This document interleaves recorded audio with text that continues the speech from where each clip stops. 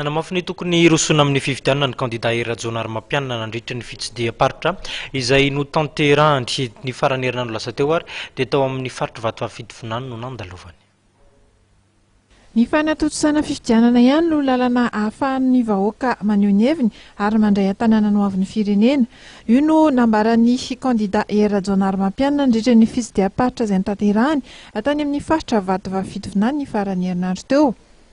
Na tao Mananjary na Manakara dia nitondra hatrany fanazavana tamin'ny imponina ny mahazava-dehibe ny firosoana amin'izay fifidianana izay izy. Fifidianana izay nosoritany fa any lalana ahafahana mametraka fanjakana tan-dalàna. Anisan'ny resahany ity candidat ity ihany koa ny momba ny fampandrosoana isam-paritra.